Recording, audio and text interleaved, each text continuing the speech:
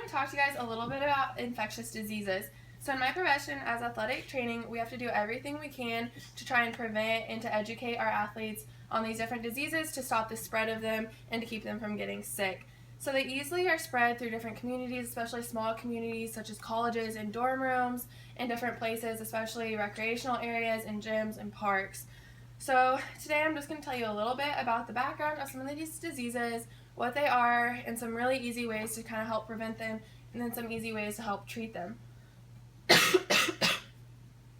So first off, according to the NATA position statement on skin diseases, there are 3 different families of diseases that these can fall under. The first one are fungal infections such as Tinea corporeus, which is the circular pattern with the raised edges on your arms, which the common name is known as ringworm. Another one that falls under this category is also athlete's foot. So the second group is viral infections.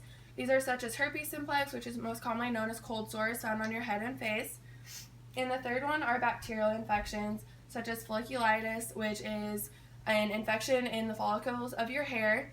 And one of the most commonly known is MRSA, which looks like and presents as such something like a spider bite or a bug bite. So, as stated in the Journal of Athletic Training, that MRSA infects approximately 100,000 people in the United States a year alone. And also stated by Collins and O'Connell in an article called Infectious Diseases and Outbreaks in Competitive Sports. They state how important it is that these different diseases are reported and documented. That way they can be used, the results can be used in future use. And that way we can use them to educate them, which then leads to the elimination of them. So now, some things to look for to prevent them.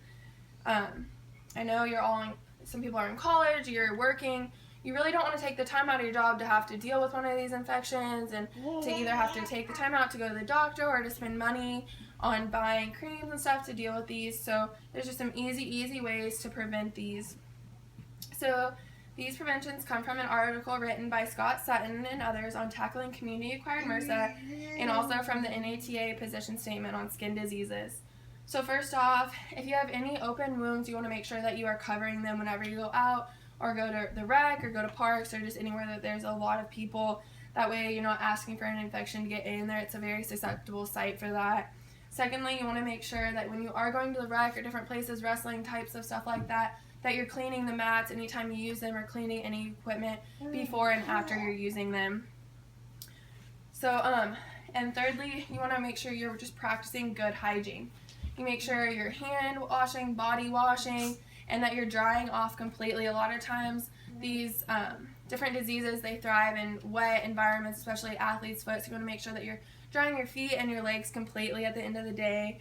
And you want to make sure that you're not sharing any personal items such as towels and water bottles and stuff like that. It's very susceptible to cold sores to be spread. So lastly, if you do happen to get one of these though, don't freak out. You can easily treat them as long as you stay on top of them. You want to make sure that you don't just let it go because it can get a lot worse. So first off, you want to, again, just make sure you're covering it if you do have one. If you go anywhere, you're going to be in contact with any people, because you don't want to be the reason that this disease is spreading. And say if you're on a team, you could spread it to your whole team and end up getting back to you again. So just make sure that you're covering this up the entire time that you have the infection. Secondly, you can go in places like Walmart or Walgreens.